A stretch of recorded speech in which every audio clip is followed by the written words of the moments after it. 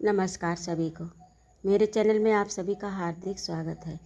आज मैं उपस्थित हूँ मनु भंडारी की लिखी कहानी सयानी बुआ। सब पर मानो बुआ जी का व्यक्तित्व हावी है। सारा काम वहाँ इतनी व्यवस्था से होता जैसे सब मशीनें हों जो कायदे में बंधी बिना रुकावट अपना काम किए चली जा रही हैं। ठीक 5 बजे सब लोग उठ जाते। फिर 1 घंटा बाहर मैदान में टहलना होता। उसके बाद चाय दूध होता। उसके बाद अन्नू को पढ़ने के लिए बैठना होता।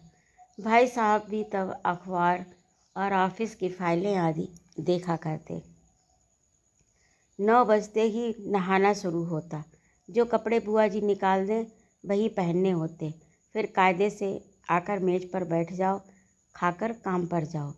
सयानी बुआ का नाम वास्तव में ही सयानी था या उनके सयानेपन को देखकर लोग उन्हें सयानी कहने लगे थे, सो तो मैं आज तक नहीं जानती। पर इतना अवश्य कहूँगी कि जिसने भी उनका नाम रखा, यह नामकरण विद्या का अवश्य पारखी जिसने भी उनका ये नाम रखा वह नामकरण विद्या का अवश्य पारखी रहा होगा। बचपन में ही वे समय की जितनी पाबंद थी, अपना सामान संभाल कर रखने में जितनी पटु थी और व्यवस्था की जितनी कायल थी, उसे देखकर चकित हो जाना पड़ता है। कहते हैं जो पेंसिल वे एक बार खरीदती थी, वह जब तक इतनी छोटी न हो जाती कि उनकी पकड़ में भी ना आए, तब तक उससे काम लेती थी। क्या मजाल कि वह कभी खो जाए या बार बार नोक टूट कर समय से पहले ही समाप्त हो जाए। जो रबर उन्होंने 4ठी कक्षा में खरीदी थी, उसे 9वीं कक्षा में आकर समाप्त किया। उम्र के साथ साथ उनकी आवश्यकता से अधिक चतुराई भी प्रौढ़ता धारण करती गई और फिर बुआ जी के जीवन में इतनी अधिक घुल मिल गई कि उसे अलग करके बुआ जी की कल्पना ही नहीं की जा सकती। उनकी एक एक बात पिताजी हम लोगों के सामने उदाहरण के रूप में रखते थे, जिसे सुनकर हम सभी खैर मनाया करते थे। भगवान करे वे ससुराल में ही रहा करें, वरना हम जैसे अस्त व्यस्त और अव्यवस्थित जनों का तो जीना ही हराम हो जाएगा। ऐसे ही सयानी बुआ के पास जाकर पढ़ने का प्रस्ताव जब मेरे सामने रखा गया तो कल्पना कीजिए मुझ पर क्या बीती होगी। मैंने साफ इनकार कर दिया कि मुझे आगे पढ़ना ही नहीं। पर पिताजी मेरी पढ़ाई के विषय में इतने सतर्क थे कि उन्होंने समझाकर, डांटकर और प्यार दुलार से मुझे राजी कर लिया। सच में राजी तो कर लिया, समझिए अपनी इच्छा पूरी करने के लिए बाध्य कर दिया। और भगवान का नाम गुहारते गुहारते मैंने घर से विदा ली, उनके यहाँ पहुँची। इसमें संदेह नहीं कि बुआ जी ने बड़ा स्वागत किया, पर बचपन में उनकी ख्याति सुनते सुनते उनका जो रौद्र रूप मन पर छाया हुआ था, उसमें उनका वह प्यार कहाँ तिरोहित हो गया, मैं जान ही न पाई। हाँ, बुआ जी के प्रति जिन्हें हम भाई साहब कहते थे, बहुत ही अच्छे स्वभाव के व्यक्ति थे। बुआ जी के पति जिन्हें हम भाई साहब कहते थे, बहुत ही अच्छे स्वभाव के व्यक्ति थे। और सबसे अच्छा कोई घर में लगा तो उनकी 5 वर्ष की पुत्री अन्नू। घर के इस नीरस और यंत्र चालित कार्यक्रम में अपने को फिट करने में मुझे कितना कष्ट उठाना पड़ा और कितना अपने को काटना छाटना पड़ा, ये मेरा अंतर्यामी ही जानता है। सबसे अधिक तरस आता है अन्नू पर। वह इस नन्ही सी उम्र में प्रौढ़ हो गई। न बच्चों सा उल्लास, न कोई चहचहाट, एक अज्ञात भय से वह घिरी रहती।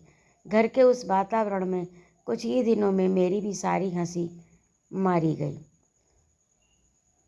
यूँ बुआ जी की गृहस्थी जमे 15 वर्ष बीत चुके थे, पर उनके घर का सारा सामान देखकर लगता था मानो सब कुछ अभी कल ही खरीदा हो। गृहस्थी जमाते समय जो कांच और चीनी के बर्तन उन्होंने खरीदे थे, आज भी ज्यों के त्यों थे, जबकि रोज़ उनका उपयोग होता था। वे सारे बर्तन स्वयं खड़ी होकर साफ करवाती थी। क्या क्या मजाल कोई एक चीज़ भी तोड़ दे। एक बार नौकर ने सुराही तोड़ दी। उस छोटे से नौकर को उन्होंने इस कसूर पर बहुत पीटा था। तोड़ फोड़ से तो उन्हें सख्त नफरत थी। ये बात उनकी बर्दाश्त के बाहर थी। उन्हें बड़ा गर्व था अपनी इस सुव्यवस्था का। वे अक्सर भाई साहब से कहा करती थी, यदि वे इस घर में ना आती तो न जाने बेचारे भाई साहब का क्या हाल होता। मैं मन ही मन कहा करती थी कि चाहे जो भी हाल होता, हम सब मिट्टी के पुतले न होकर कम से कम इंसान तो अवश्य हुए होते। बुआ जी की अत्यधिक सतर्कता, खाने पीने के इतने कंट्रोल के बावजूद अन्नू को बुखार आने लगा। सब प्रकार के उपचार करने कराने में पूरा महीना बीत गया, पर उसका बुखार ना उतरा। बुआ जी की परेशानी का पार नहीं। अन्नू एकदम पीली पड़ गई। उसे देखकर मुझे लगता मानो उसके शरीर में ज्वर के कीटाणु नहीं, बुआ जी के भय के कीटाणु दौड़ रहे हैं, जो उसे ग्रसते जा रहे हैं। वह उनसे पीड़ित होकर भी भय के मारे कुछ कह तो सकती नहीं, बस सूखती जा रही है। आखिर डॉक्टरों ने कई प्रकार की परीक्षाओं के बाद राय दी कि बच्ची को पहाड़ पर ले जाया जाए और जितना उसे प्रसन्न रखा जा सके रखा जाए। सब कुछ उसके मन के अनुसार हो, यही उसका सही इलाज है। पर सच पूछो तो बेचारी का मन बचा ही कहाँ था। भाई साहब के सामने एक विकट समस्या थी। बुआ जी के रहते ये संभव नहीं था, क्योंकि अनजाने ही उनकी इच्छा के सामने किसी और की इच्छा चल ही नहीं सकती। भाई साहब ने शायद सारी बात डॉक्टर के सामने रख दी। तभी डॉक्टर ने कहा, माँ का साथ रहना ठीक नहीं होगा। बुआ जी ने सुना तो बहुत आनाकानी की, पर डॉक्टर की राय के विरुद्ध जाने का साहस वे कर नहीं सकी, सो मन मार कर वहीं रहीं। जोर शोर से अनु के पहाड़ जाने की तैयारी शुरू हुई। पहले दोनों के कपड़ों की लिस्ट बनी, फिर जूतों की, मोजों की, गर्म कपड़ों की, ओढ़ने बिछाने के सामान की, बर्तन की। हर चीज़ रखते समय मैं भाई साहब को सख्त हिदायत देती थी, एक भी चीज़ खोनी नहीं चाहिए। देखो ये फ्राक मत खो देना, 7 रुपये मैंने इसकी सिलाई दी। ये प्याले मत तोड़ना, वरना 50 रुपये का सेट बिगड़ जाएगा। और हाँ, गिलास को तुम तुच्छ समझते हो, उसकी परवाह ही नहीं करोगे। पर देखो ये 15 बरस से मेरे पास है, कहीं खरोंच तक नहीं, तोड़ दिया तो ठीक न होगा। प्रत्येक वस्तु की हिदायत के बाद अन्नू घर पर आई। वह किस दिन किस समय क्या खाएगी उसका मीनू बना दिया। कब कितना घूमेगी, क्या पहनेगी, सब कुछ निश्चित कर दिया। मैं सोच रही थी यहाँ बैठे बैठे ही बुआ जी ने इन्हें ऐसा बांध दिया कि बेचारे अपनी इच्छा के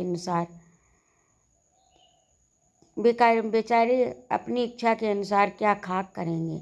सब कह चुकी तो जरा आर्द्र स्वर में बोली, कुछ अपना भी ख्याल रखना, दूध फल बराबर खाते रहना। हिदायतों की इतनी लंबी सूची के बाद भी उन्हें यही कहना पड़ा, जाने तुम लोग मेरे बिना कैसे रहोगे। मेरा तो मन ही नहीं मानता। हाँ, बिना भूले रोज़ एक चिट्ठी डाल देना। आखिर वह क्षण भी आ पहुँचा जब भाई साहब एक नौकर और अन्नू को लेकर चले गए। बुआ जी ने अन्नू को खूब प्यार किया, रोई भी। उसका रोना मेरे लिए कोई नई बात थी। उसी दिन पहली बार लगा कि उनके भयंकर कठोरता में कहीं कोमलता भी छिपी है। जब तक तांगा दिखाई देता रहा, वे उसे देखती रहीं। उसके बाद कुछ क्षण निर्जीव सी होकर पड़ी रहीं, पर दूसरे ही दिन से घर फिर वैसे ही चलने लगा। भाई साहब का पत्र रोज आता, जिसमें अन्नू की तबीयत के समाचार रहते। बुआ जी भी रोज एक पत्र लिखती, जिसमें अपनी उन मौखिक हिदायतों को लिखित रूप से दोहरा दिया करती। पत्रों की तारीख में अंतर रहता, बात शायद सब में वही रहती। मेरे तो मन में आता, कह दूं बुआ जी रोज़ पत्र लिखने का कष्ट क्यों करती हैं। भाई साहब को लिख दीजिए, एक पत्र गत्ते पर चिपका कर पलंग के सामने लटका लें। रोज़ सवेरे उठकर पढ़ लिया करें। पर इतना साहस नहीं था कि ये बात कह सकूं। करीब 1 महीने के बाद एक दिन भाई साहब का पत्र नहीं आया, दूसरे दिन भी नहीं आया। बुआ जी बड़ी चिंतित हो उठी। उस दिन उनका मन किसी काम में नहीं लगा। घर की कसी कसाई व्यवस्था कुछ शिथिल सी मालूम होने लगी। तीसरा दिन भी निकल गया। अब तो बुआ जी की चिंता का पार नहीं रहा। रात को वे मेरे कमरे में आकर सोईं, पर सारी रात दुह स्वप्न देखती रही और रोती रही, मानो उनका बरसों से जमा हुआ नारित्व पिघल पड़ा, अपने पूरे वेग के साथ बह रहा था। वे बार बार कहती थी, उन्होंने स्वप्न में देखा है भाई साहब अकेले चले आ रहे हैं, अन्नू साथ नहीं है।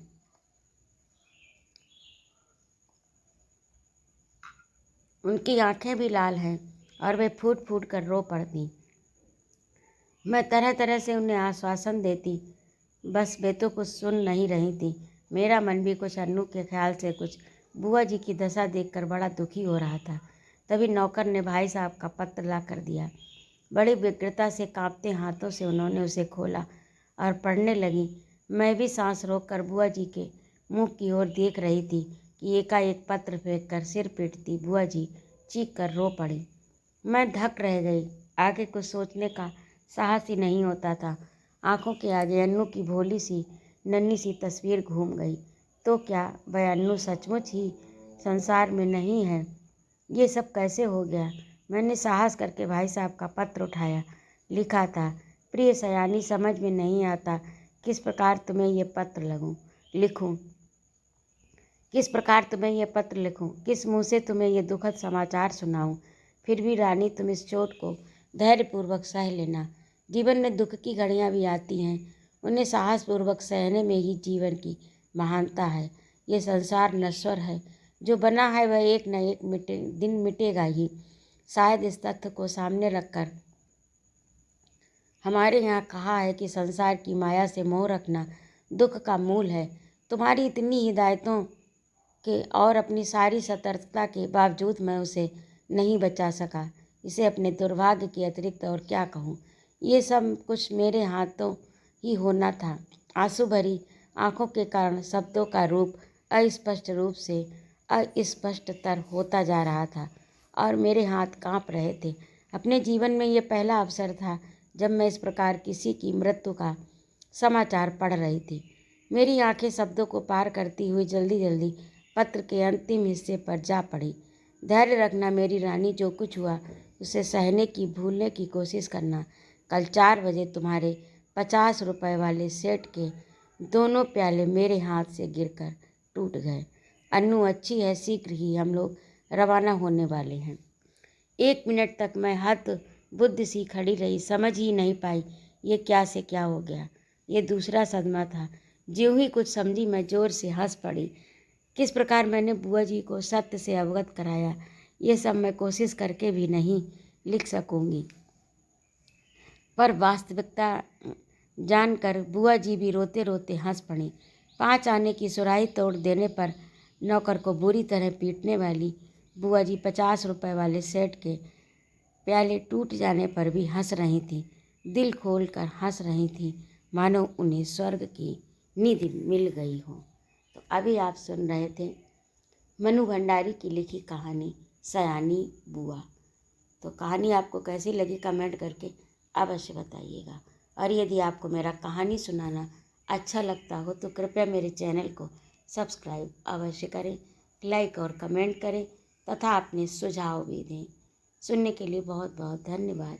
जय माँ भारती।